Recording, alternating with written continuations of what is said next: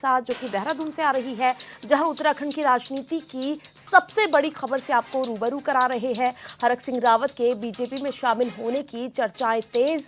आज बीजेपी का दामन थाम सकते हैं हरक सिंह रावत।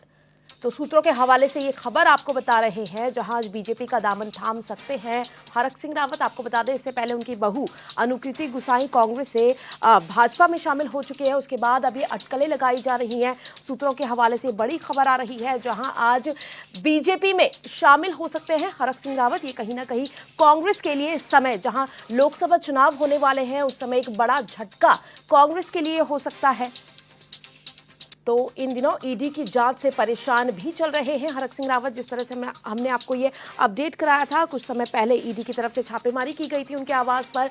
उसके बाद कल रुद्रपुर दौरे की वजह से ईडी की तरफ से आगे की कार्रवाई को पोस्टपोन कर दिया गया था। और अब उन सब के बाद जो एक नई तस्वीर निकल के सामने आ रही है, वो ये कि हरक सिंह रावत जो हैं वो अब बीजेपी में शामिल हो सकते हैं। आपको बता दें, इससे पहले उनकी जो बहू है अनुकृति गुसाई, वो भी कांग्रेस छोड़ करके बीजेपी का दामन थाम चुकी हैं। लेकिन अब बड़ा सवाल यहां पर यह है कि क्या हरक सिंह रावत बीजेपी में शामिल हो जाएंगे, क्योंकि इससे पहले उन्होंने बीजेपी में पार्टी विरोधी गतिविधियां भी की हैं, जिसकी वजह से उनको 2016 में बीजेपी से निष्कासित कर दिया गया था, जिसके बाद उन्होंने कांग्रेस का दामन थामा था।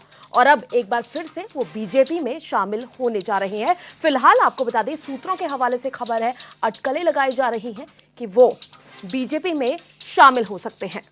तो इस वक्त की बड़ी खबर आपको देहरादून से बता रहे हैं, जहां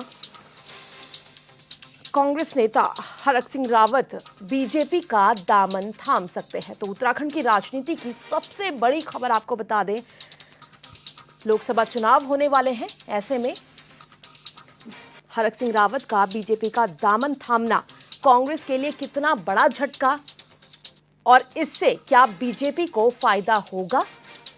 तो इस वक्त की बड़ी खबर देहरादून से, उत्तराखंड की राजनीति की सबसे बड़ी खबर से आपको रूबरू करा रहे हैं। आपको बता दें, इससे पहले हरक सिंह रावत के आवास पर ईडी की तरफ से छापेमारी भी की गई थी, जिसके बाद कल ईडी की तरफ से ये जो कार्रवाई है आगे की, उसको पोस्टपोन कर दिया गया था। फिलहाल जो समय है वो नहीं बताया गया था कि आगे की कार्रवाई कब की जाएगी। लेकिन इन सब के बीच जो राजनीति सामने निकल के आ रही है, उत्तराखंड की एक जो नई राजनीति की तस्वीर निकल के सामने आ रही है, वो ये हरक सिंह रावत बीजेपी में शामिल हो सकते हैं। और इसी खबर पर ज्यादा जानकारी के लिए हमारे संवाददाता अरुण सैनी हमारे साथ लाइव जुड़ चुके हैं। अरुण, क्या कुछ अपडेट मिल रही है? जिस तरह से बहू अनुकृति गुसाई ऑलरेडी बीजेपी में शामिल हो चुकी है, इसके बाद हरक सिंह रावत के लिए भी ये खबर सामने निकल कर आ रही है। क्या कुछ सच्चाई है, क्या कुछ अपडेट?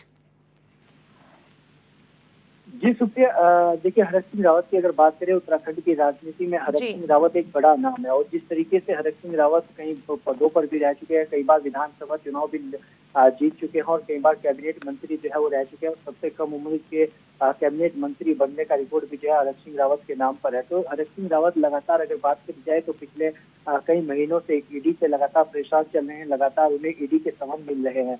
पाखरू रेंज घोटाले को लेकर हरक सिंह रावत लगातार ईडी के में तलब किए जा रहे हैं, लगातार उन्हें समन मिल रहे हैं। और जनवरी माह में भी जो है उन्हें ईडी का समन जारी हुआ था, जिसमें करीब कई घंटों तक जो है हरक सिंह रावत के घर पर भी तलाशी ली गई थी, और उनके जो करीबी हैं उनके घर पर भी जो है छापेमारी हुई थी, और करीब उनके करीबियों के 16 ठिकानों पर इस तरीके से जो है ईडी ने लगातार छापेमारी की थी, जिसमें कि वर्तमान के वन संभागीय अधिकारी भी जो है उनमें से, और कई जो हरक सिंह रावत के करीबी नेता हैं वो भी जो है इसमें जुड़े हुए थे। तो इन सभी को लेकर जो है ईडी ने जब अपनी कार्यवाही शुरू की, उसमें हरक सिंह रावत की बहू अनुकृति गुसाई, हरक सिंह रावत की करीबी नेता लक्ष्मी राणा, इस तरीके से तमाम जो है कई करीबी हरक सिंह रावत के इसमें मौजूद थे। तो ऐसे में इसको लेकर कई जो हरक सिंह रावत के करीबी हैं वो भी अपना इस्तीफा लगातार पार्टी से दे चुके हैं। चाहे लक्ष्मी राणा की बात हो, लक्ष्मी राणा ने हालांकि जब अपना इस्तीफा पार्टी से दिया था तो उन्होंने कहा कि जब ईडी की कार्यवाही उन पर चल रही है तो कोई भी कांग्रेस का बड़ा लीडर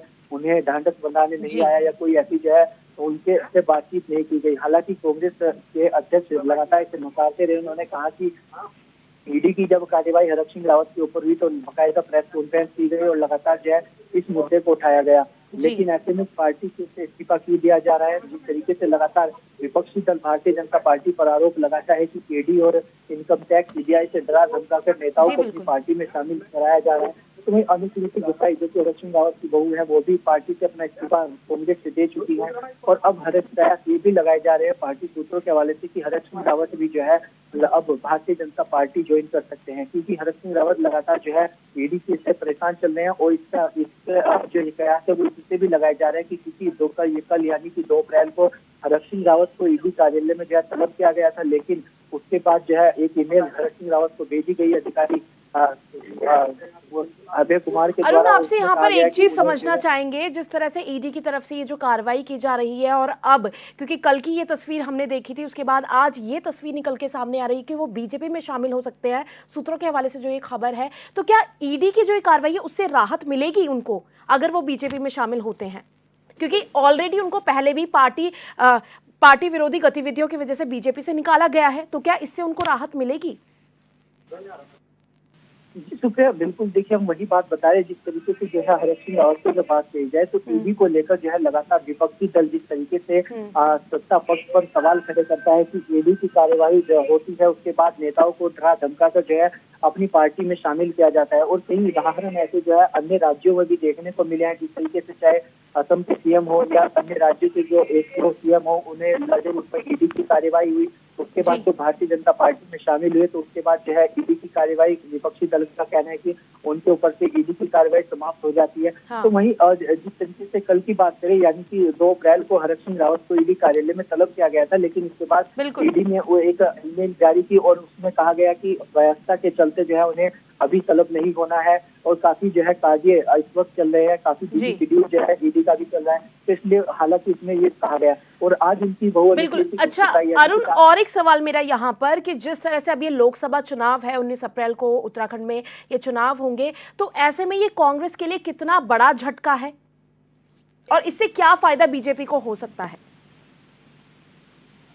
जी सुप्रिया, बिल्कुल देखिए, अगर हरक सिंह रावत, हालांकि ये अभी कयास लगाए जा रहे हैं, अटकलें लगाई जा रही कि हरक सिंह रावत जो है भारतीय जनता पार्टी में शामिल हो सकते हैं, लेकिन अगर हरक सिंह रावत वाकई भारतीय जनता पार्टी में शामिल होते हैं तो ये कांग्रेस को एक बड़ा झटका लगेगा। क्योंकि अगर उत्तराखंड की बात करें तो उत्तराखंड की राजनीति में हरक सिंह रावत एक बड़ा नाम है। और ऐसे में लोकसभा चुनाव भी जिस तरीके से नजदीक है, पहले चरण में उत्तराखंड की 5 लोकसभा सीटों पर मतदान होना है और 19 अप्रैल में जो है मतदान होगा। ऐसे में ज्यादा वक्त नहीं रह गया है। बिल्कुल बिल्कुल। चलिए अरुण, आप इस खबर पर नजर बनाए रखें, पल पल की अपडेट आपसे इस खबर पर लेते रहेंगे।